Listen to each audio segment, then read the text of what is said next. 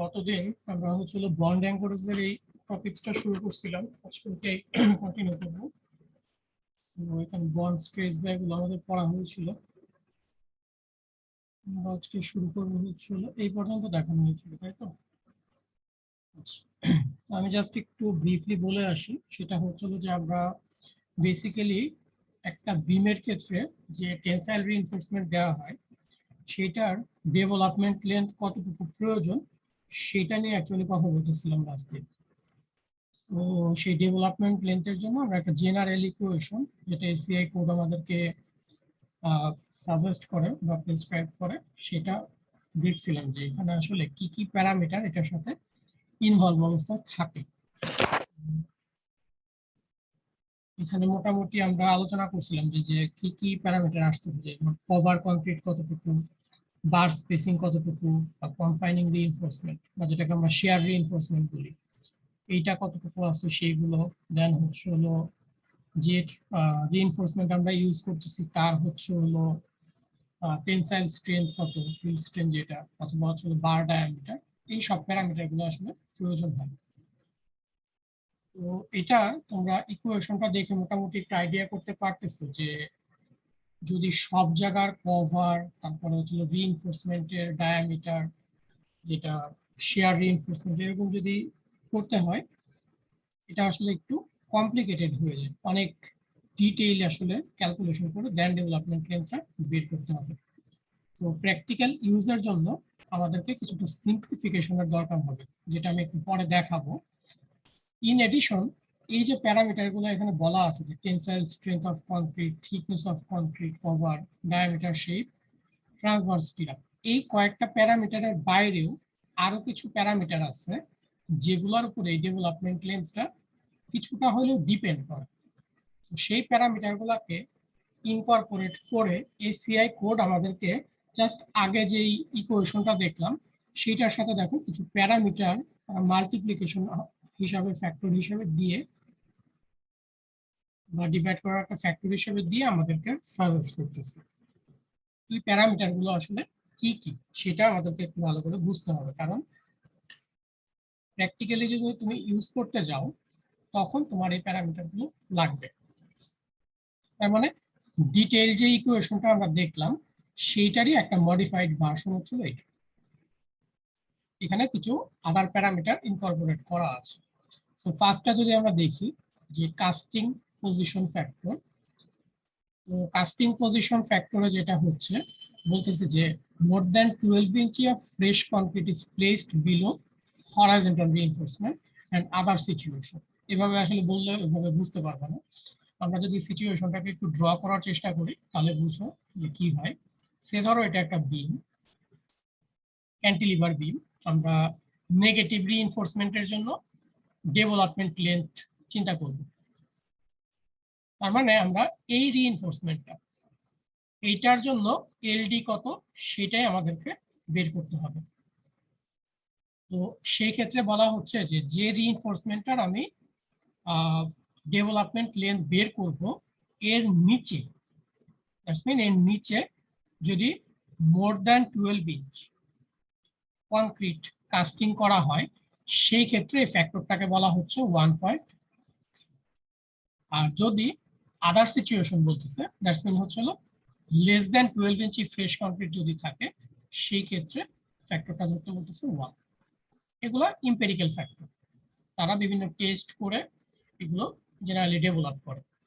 তো এই জিনিসটা আমাদেরকে মাথায় রাখতে হবে, যে এই কাস্টিং পজিশন ফ্যাক্টরটা হলো এটা, যে আমরা যে রিইনফোর্সমেন্টটা ডেভেলপমেন্ট লেন্থ বের করব, সেই ডেভেলপমেন্ট লেন্থটা বের করার সময় দেখতে হবে যে এই পার্টিকুলার হরাইজন্টাল যেই রিইনফোর্সমেন্ট, এটার নিচে কতটুকু কনক্রিট কাস্টিং করা হয়েছে। এই জিনিসটা আমাদেরকে চিন্তা করতে হবে। এটা গেল একটা জিনিস। স্যার, হ্যাঁ, এইটা কি সবসময় নেগেটিভ মোমেন্টের ক্ষেত্রেই? নেগেটিভ মোমেন্টের ক্ষেত্রে, বাট পজিটিভ মোমেন্টের ক্ষেত্রে দেখো কি হবে। তো পজিটিভ মোমেন্টের ক্ষেত্রে যদি তুমি চিন্তা করো, এটা আমার পজিটিভ মোমেন্ট, এটার ক্ষেত্রে কোন ফ্যাক্টরটা আসার কথা? স্যার 1 ইঞ্চি, হ্যাঁ, সরি সরি 1, 1.0। 1 চলে আসার কথা, কারণ এটার নিচে জেনারেলি আমরা যে কভার কনক্রিট দেই সেটা ম্যাক্সিমাম হয়তো বা কত হবে 3 থেকে 4 ইঞ্চি, এর বেশি হবে না। সো সেই ক্ষেত্রে আমাদের ফ্যাক্টরটা 1 চলে আসবে। সো এটা কেস বেসিসে তোমার চেঞ্জ হবে। তো এটা একটা প্যারামিটার গেল। সেকেন্ড যে প্যারামিটারটা বলতেছে সেটা হচ্ছে epoxy coating factor. Epoxy coating ফ্যাক্টরটা কি? ধরো যে তোমার একটা নরমাল সিলিন্ডার আছে, সিলিন্ডারের মধ্যে তুমি একটা রিইনফোর্সমেন্টকে এমবেড করে এটাকে হচ্ছে টেনে বের করবা। এই কেসটা এবং এই কেস আরেকটা, যেখানে হচ্ছে তুমি রিইনফোর্সমেন্টটা দিবা, কিন্তু রিইনফোর্সমেন্টটা দেওয়ার আগে এখানে কিছু ইপক্সি হয়তো বা দিয়ে দিবা। তাহলে কোনটার ক্ষেত্রে বন্ড বেশি হবে?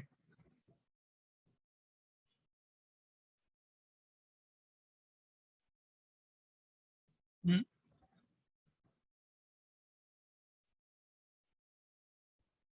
তোমরা কি শুনতে পাচ্ছ আমাকে? স্যার সেকেন্ডটার ক্ষেত্রে।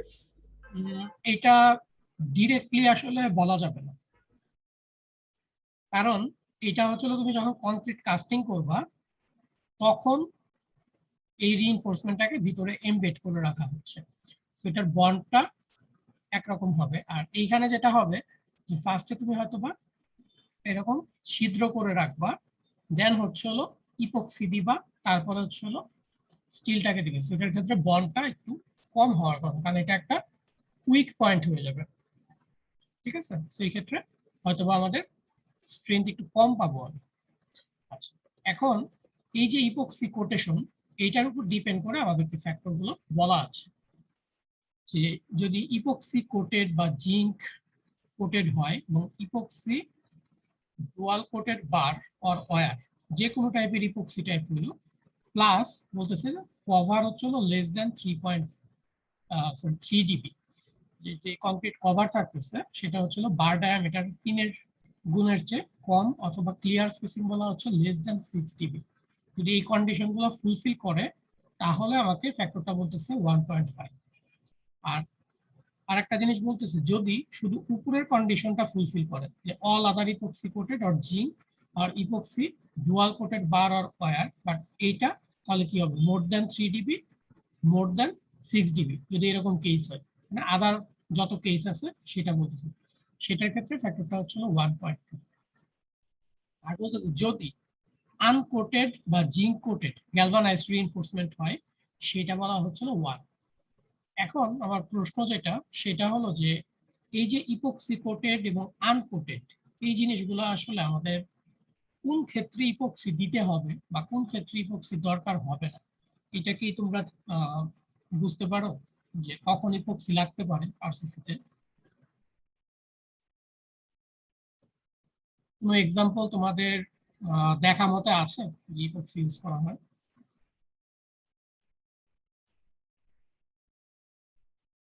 একটু কথাবার্তা বলো। স্যার ইপক্সি কি ইউজ করা হয় যাতে আমাদের রেইনফোর্সমেন্টটা মরিচা না ধরে?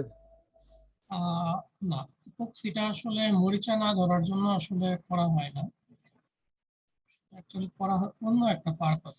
তো এটা কি বাইন্ডিং ম্যাটেরিয়াল হিসেবে ভালো কাজ করে? বাইন্ডিং ম্যাটেরিয়াল বলতে পারবো না, মানে বন্ড তৈরি করবে স্বাভাবিকভাবে, বুঝতেই পারতেছে, বন্ড অবশ্যই তৈরি করবে, but binding material, binding material আমরা জেনারেলি বলি হচ্ছিল যে যেটা এগ্রিগেট গুলাকে একসাথে বাইন্ড করে সেইগুলো। আচ্ছা, এরকম সেকশন কি তোমরা দেখছো কোথাও? আমাদের এই যে মেট্রো রেল বা বিভিন্ন জায়গায় এরকম জি সেকশন স্যার। দেখছো? জি স্যার।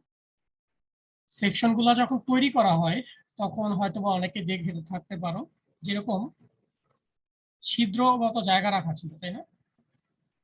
যখন এক একটা সেগমেন্ট আকারে জি এগুলো স্যার। রাখা ছিল, এবং এই যে সেগমেন্ট গুলো আছে এগুলো কিন্তু খুব ছোট ছোট, এরকম এক একটা করে সেগমেন্ট হয়তো বা খুব ছোট, এরকম একটার পর একটা সেগমেন্ট আসলে জোড়া দিয়ে দিয়ে আমরা হচ্ছে আমাদের টোটাল যে ডেক বা আমরা যেটাকে ব্রিজের পোর্শন বলতেছি, এলিভেটেড পোর্শন বলতেছি, এরকম তৈরি করতেছে, তাই তো?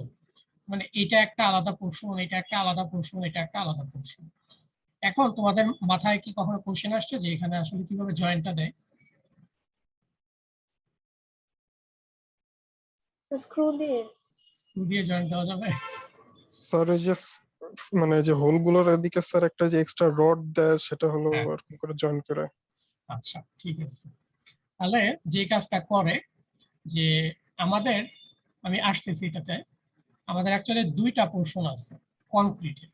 একটা আমরা বলেছিল আরসিসি, রিইনফোর্সড সিমেন্ট কংক্রিট, আর একটাকে বলা হচ্ছিল প্রি-স্ট্রেসড কংক্রিট, পিসি, যেটা তোমরা 3-2 তে এবং 4-1 হচ্ছিল আরেকটু ডিটেলস পড়বে যে প্রি-স্ট্রেসড কংক্রিট কি জিনিস। এটা হচ্ছে প্রি-স্ট্রেসড কংক্রিট। প্রি-স্ট্রেসড কংক্রিটে যেটা করতে হয়, এগুলো তো এমনি লেগে থাকবে না স্বাভাবিক। যেটা করা হয়, এটার ভিতরে ফার্স্টে হচ্ছিল এরকম রিইনফোর্সমেন্ট দিয়ে পুরো জায়গাটাকে কভার করা হয়। স্টিল নাও এগুলো হ্যাঙ্গার দিয়ে ঝুলানো থাকবে যাতে একই অ্যালাইনমেন্ট সবকিছু মেনটেন করা যায়। সেগুলো হচ্ছিল ভিতরে এরকম ঢুকানো থাকে।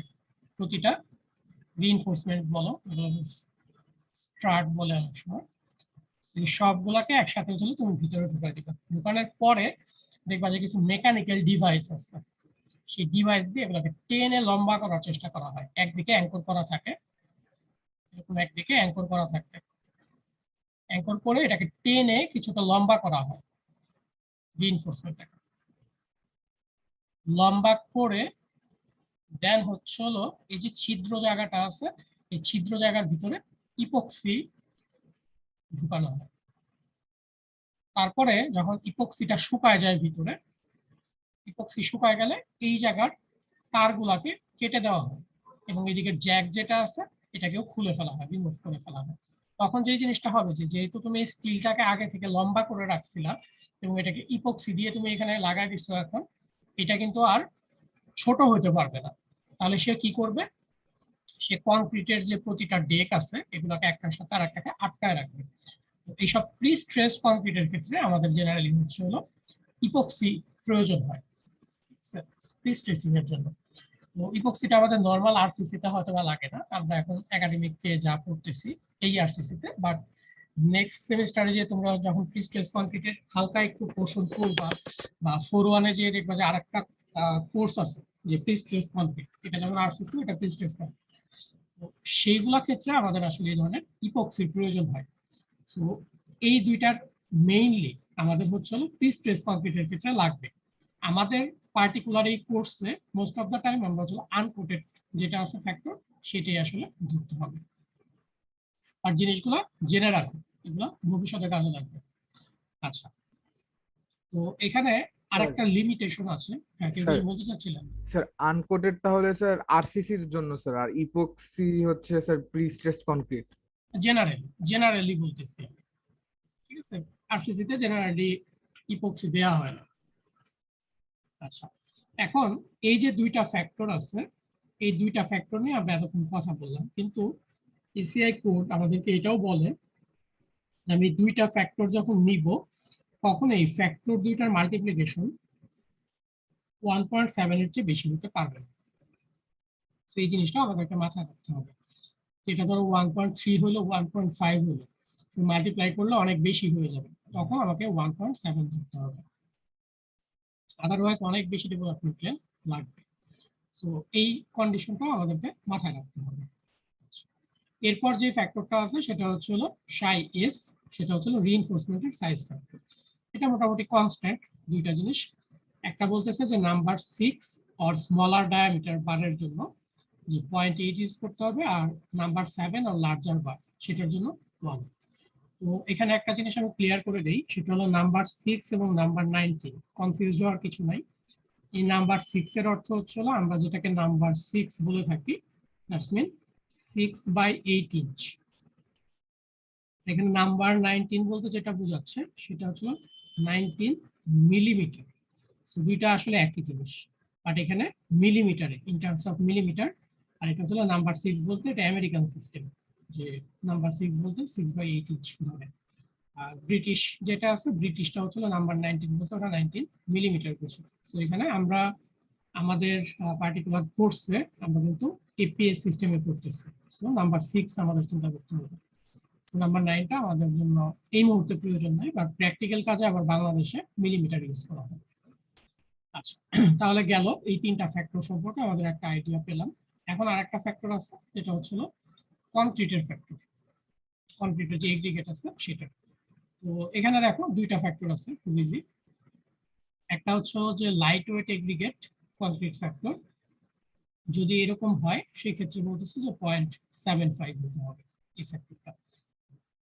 আর যদি নর্মাল ওয়েট কনক্রিট হয় সেটাকে আমরা বলতেছি হচ্ছে 1। তো লাইট ওয়েট এগ্রিগেট সম্পর্কে তোমাদের কি আইডিয়া আছে কোনো? লাইট ওয়েট এগ্রিগেট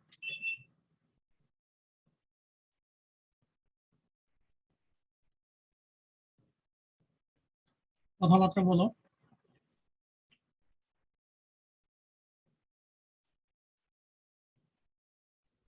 জি না স্যার। আচ্ছা, তোমাদের যখন ম্যাটেরিয়াল পড়ছো তোমরা অবশ্যই হয়তোবা খেয়াল করছো, যদি মনে থাকে সবার, সেটা হলো যে কনক্রিটের যে স্ট্রেংথ আসে, স্ট্রেংথের একটা বড় অংশ আসে হচ্ছে হলো কোর্স এগ্রিগেট থেকে। এবং যদি কোর্স এগ্রিগেটের ডেনসিটি চিন্তা করো, কোর্স এগ্রিগেটের ডেনসিটি অ্যারাউন্ড এরকম থাকে যে তোমার 1600 থেকে 2000 কেজি পার মিটার কিউব। তার মানে কনক্রিটের ম্যাক্সিমাম ওয়েটটাই আসে আসলে কোর্স এগ্রিগেট থেকে। সো এই যে কোর্স এগ্রিগেট, আমি যদি কোনো একটা বিল্ডিং এর বা কোনো একটা যে কোনো স্ট্রাকচারের ক্ষেত্রে যদি বলি, আরসিসি স্ট্রাকচার, সেটার যদি সেলফ ওয়েট কমাইতে চাই, আমরা অলরেডি সেলফ ওয়েটের জন্য ডিজাইন করছি, দেখতেই পাচ্ছ যে সেলফ ওয়েট আসে অনেক। সেলফ ওয়েটের যদি পোর্শনটা কমাইতে চাই, লাইট ওয়েট একটা বিল্ডিং বা স্ট্রাকচার তৈরি করতে চাই, সেই ক্ষেত্রে আমাদের যেটা করতে হয়, লাইট ওয়েট এগ্রিগেট ইউজ করতে হয় কনক্রিটের মধ্যে। লাইট ওয়েট এগ্রিগেট বলতে যেটার ওজন কম হবে স্বাভাবিক আমাদের কোর্স এগ্রিগেট থেকে। অনেক সময় দেখবা যে বিভিন্ন ওভেন টাইপের যেগুলো আছে, ফার্নেস বলে যেগুলোকে, সেইগুলা থেকে কিছু জিনিস পাওয়া যায় যেগুলো ওয়েট অনেক কম হয় কিন্তু এগ্রিগেটের মতো ইউজ করা হয়, যেমন পোড়ামাটি টাইপের জিনিসগুলো, তার ওয়েট খুব কম হবে কিন্তু সেটা এনাফ স্ট্রেংথ দিতে পারবে। তো জেনারেলি মেনশন করা থাকে যদি লাইট ওয়েট কনক্রিট প্রয়োজন হয়। বাট আমাদের আরসিসি এর ক্ষেত্রে আমরা এখন যে কোর্স করতেছি, মোস্ট অফ দ্য টাইম হচ্ছে নর্মাল ওয়েট কনক্রিট আমরা চিন্তা করতেছি। সো এটা ওই ফ্যাক্টরগুলো আমরা কেস বেসিসে ব্যবহার করতে পারবো। আর সিবি এবং কেটিআর যে ফ্যাক্টরগুলো, এগুলো আমরা লাস্ট দিন কথা বলছিলাম, যে সিবি হচ্ছে যে স্পেসিং অফ দ্য বার অথবা হচ্ছে কভার ডাইমেনশন।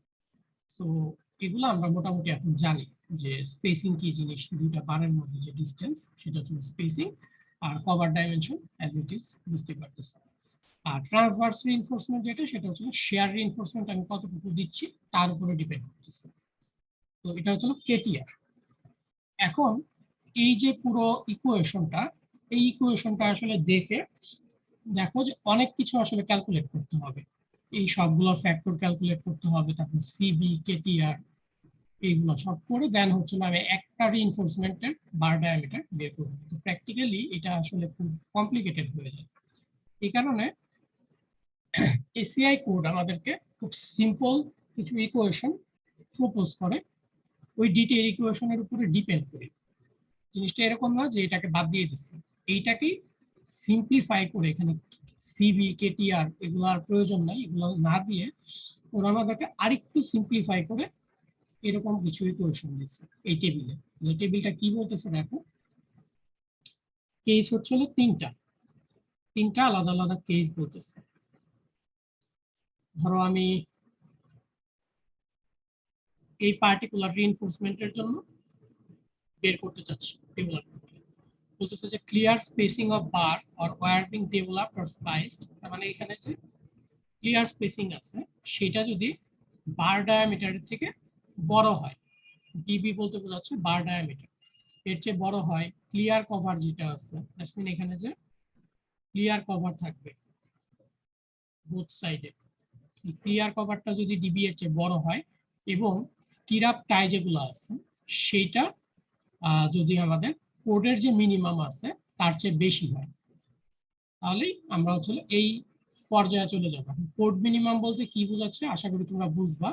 আমরা শেয়ার ডিজাইনের সময় মিনিমাম রিইনফোর্সমেন্ট কতটুকু হবে বা এস ম্যাক্স, যেটা শেয়ার ডিজাইনের সময় আমরা বের করছিলাম যে এস ম্যাক্স এসিআই কোড অনুযায়ী তো কোড মিনিমাম যদি আমরা ফলো করি তাহলে এই কন্ডিশনে যেতে পারবো। আর একটা কন্ডিশন বলতেছে যে যদি ক্লিয়ার স্পেসিং এটা 2 ডিবির চেয়ে বড় হয়, এটা ছিল ডিবি এর চেয়ে বড়, এটা হলো 2 ডিবি এর চেয়ে বড় হয় এবং ক্লিয়ার কভার ডিবির চেয়ে বড় হয়। সো এই আর একটা কন্ডিশন। আর এই দুইটা কন্ডিশন বাদে আদার যত কন্ডিশন আসে সব হচ্ছে এখানে ইনকর্পোরেট করা আছে। এই তিনটা কেস হতে পারে। এই তিনটা কেসে এখন দেখো যে নাম্বার 6 অর স্মলার বার এটার জন্য একটা কলাম, আর নাম্বার 7 অর লার্জার বার এটার জন্য আরেকটা কলাম। তো এটা আমাদেরকে চুজ করতে হবে। তার মানে আমাদের কি করব, আমরা যে কেসে যাব সেই কেসটাকে, ধরো আমরা এই কেসেই যাচ্ছি, এই কেসে যে আমাদের রিইনফোর্সমেন্ট সাইজ কত, ডিবি কত, ধরো এটা নাম্বার 10, কথার কথা যে নাম্বার 10।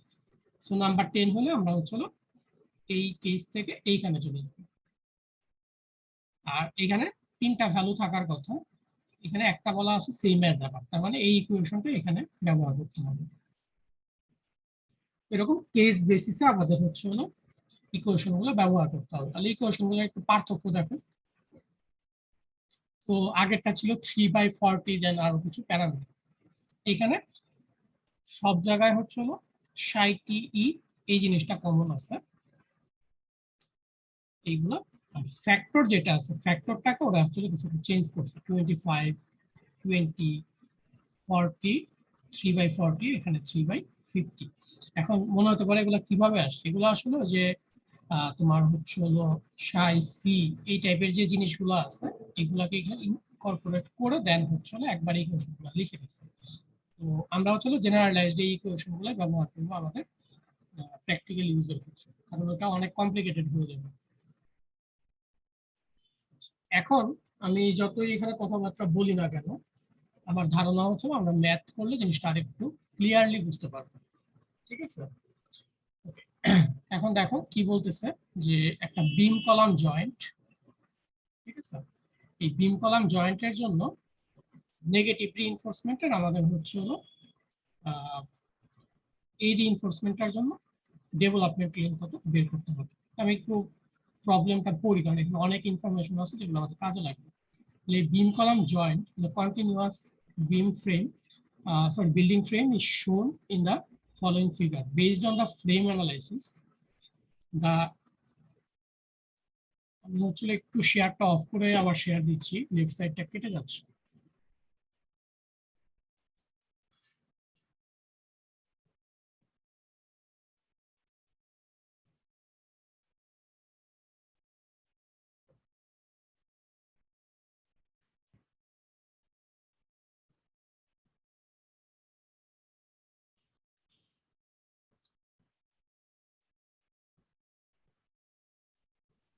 আচ্ছা, তো যেটা বলতেছে যে based on the frame analysis, the negative steel requirement at the end of beam is 2.9 inches square. তার মানে এখানে যখন আমার রিইনফোর্সমেন্টের প্রয়োজন হয়েছিল, আমরা যেরকম ফ্লেক্সারাল অ্যানালাইসিস করে দেখছি যে কতটুকু স্টিল লাগে, সেটা বলছিল যে 2.9 ইঞ্চি স্কোয়ার প্রয়োজন হবে। বাট আমরা দিছি হচ্ছিল দুইটা নাম্বার 11 বার আর use providing AS equal to 3.12। বাট আমরা এখানে যে প্রোভাইড করছি দুইটা নাম্বার 11, এটা বেসিক্যালি এএস আমরা বেশি দেই একটু, সো 3.1। তো এই ইনফরমেশনটা আমাদের কাজে লাগবে পরে। তো বিম ডাইমেনশন বলা হচ্ছে 10 ইঞ্চি, 18 ইঞ্চি হলো ইফেক্টিভ ডেপথ, আর এইচ হলো 21 ইঞ্চি। আর এখানে যে স্টিরাপ আছে, স্টিরাপের ক্ষেত্রে বলা আছে the design will include number 3 stirrup spaced 4 at 3 inch and followed by a constant 5-inch spacing in the region of support. কি বলতেছে যে প্রথম 4টা স্টিরাপ এটা হচ্ছে 3 ইঞ্চি পর পর আছে, ঠিক আছে, এটা 3 ইঞ্চি পর পর আছে, followed by a constant 5 inch, তার মানে এখানে হচ্ছে 5 inch স্পেসিং এ আছে, আর এখানে হচ্ছে 3 inch স্পেসিং এ আছে। আচ্ছা, তো এইগুলাই বলা আছে। আর বলতেছে যে ক্লিয়ার কভার হচ্ছে 1.5 ইঞ্চ, যেটা এখানে দেখানো আছে ক্লিয়ার কভার। এখন নরমাল ওয়েট কংক্রিট ব্যবহার করতে বলছে 4000 PSI, আর রিইনফোর্সিং বার হচ্ছে FY 60 KSI। এখন আলটিমেটলি আমাকে যেটা বলতেছে সেটা হলো যে find the minimum distance LD at which the negative bar can be cut, তার মানে এই জায়গায় যে রিইনফোর্সমেন্ট প্রয়োজন হয় এটার জন্য আমাদের এলডি কত, ডেভেলপমেন্ট লেন্থ কত সেটি বের করতে বলছে। So based on the development length required steel area, এই জিনিসটা একটু ভালো করে দেখো যে based on development development of the required steel area and the face of column, মানে এই জায়গাটাতে আমার যে রিকোয়ারমেন্ট সেটা বের করতে বলছে ইউজিং দ্য সিম্পলিফাইড ইকুয়েশনস। আমরা সিম্পলিফাইড ইকুয়েশনটা ইউজ করে আমাদের হচ্ছিল ডেভেলপমেন্ট লেন্থটা বের করতে, তার মানে সিম্পল একটা ইকুয়েশন জাস্ট এখান থেকে নিয়ে সেটার বেসিসে কাজ করতে হবে।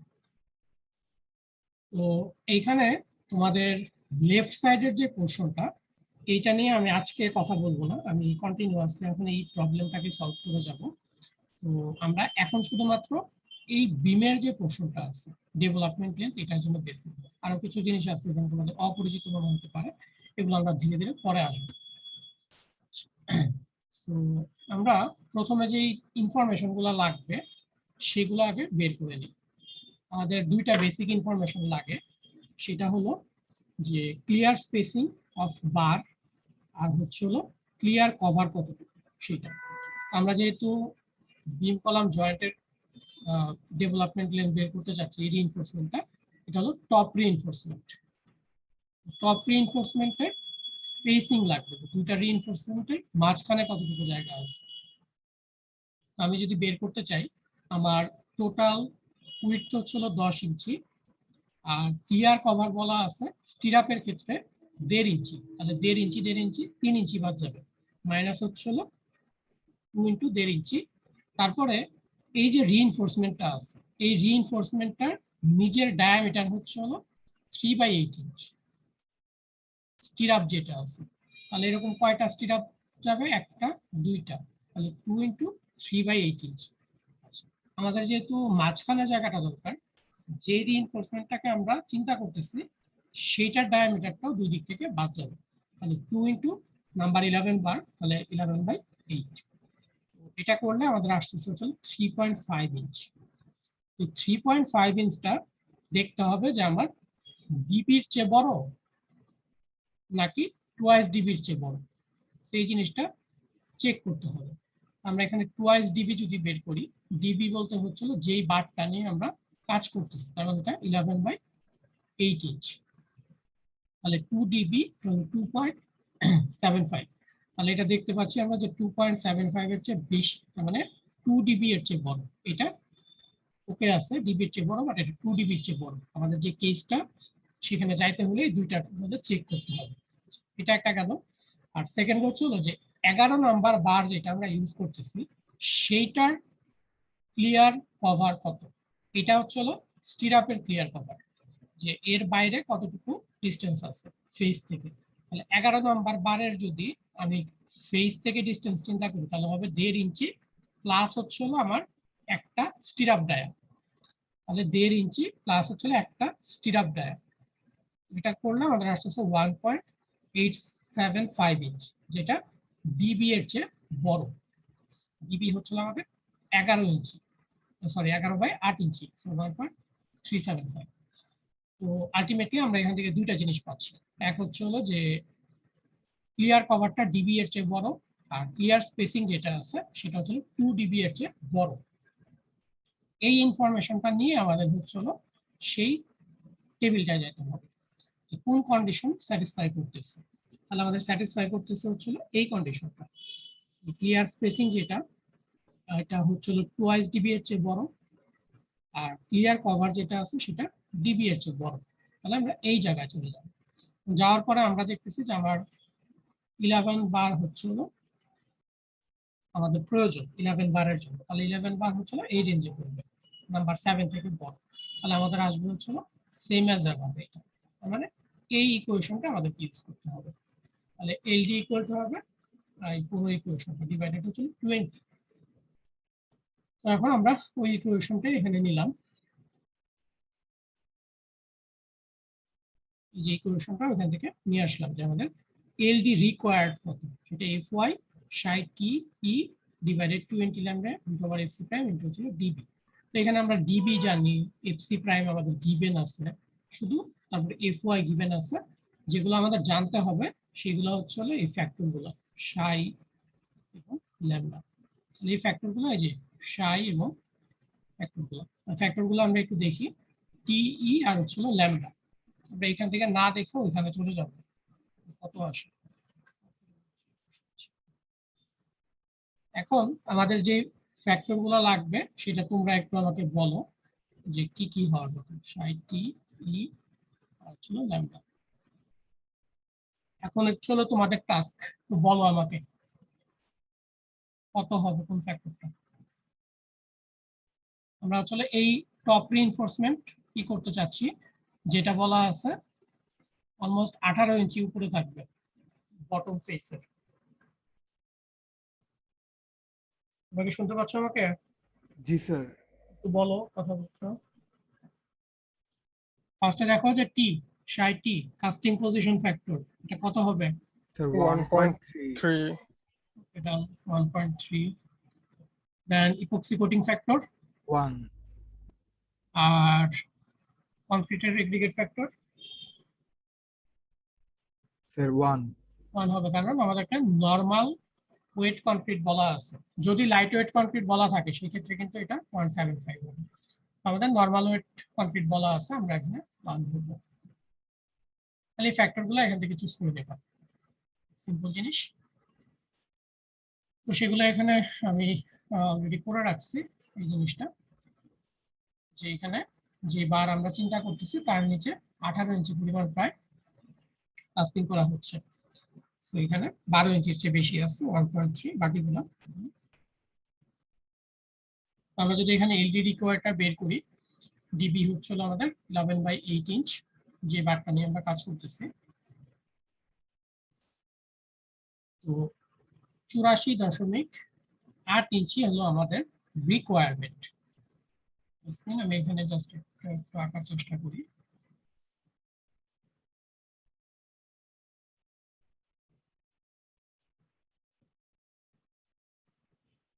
তার মানে এই জায়গা থেকে এই জায়গা যে আমি কেটে ফেলতেছি, এই ডিস্টেন্সটা আমার অ্যাপ্রক্সিমেটলি ধরো 85 ইঞ্চির মতো প্রয়োজন। এটা হচ্ছে রিকোয়ার্ড।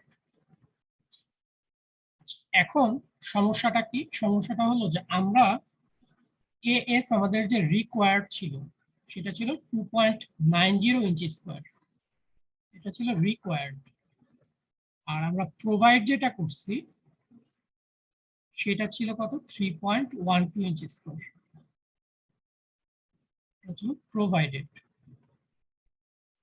আমাদের যেহেতু রিইনফোর্সমেন্ট কিছুটা হলো চেঞ্জ করে দিচ্ছি আমরা প্রোভাইড করার সময়, তো আমরা ইচ্ছা করলে আসলে ডেভেলপমেন্ট ট্রেনটা কিছুটা কম ধরতে পারি। কারণ আমরা এর আগে যখন থিওরিটিক্যালি পড়ে আসছি দেখছো যে এখানে আসলে এএস ইন্টু এফওয়াই পরিমাণ ক্যাপাসিটি ডেভেলপ করতে হবে। তাহলে এএস চেঞ্জের সাথে সাথে ডেভেলপমেন্ট লেন্থও কিছুটা চেঞ্জ হয়।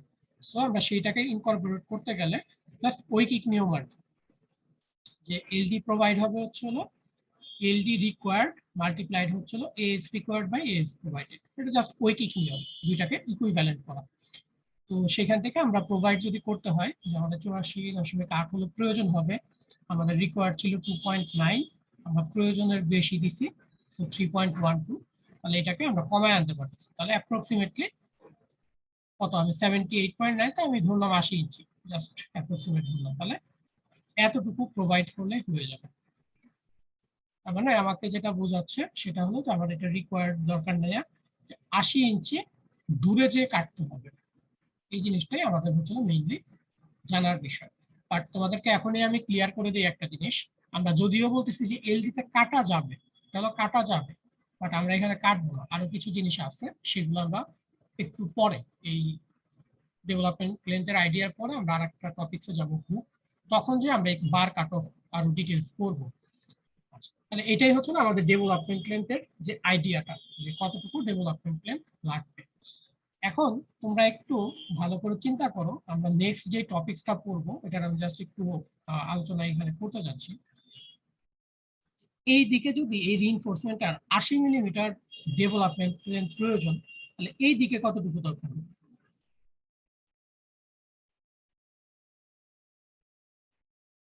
কি মনে হয়? আমরা তো এইদিকে চিন্তা করলাম, তাই না?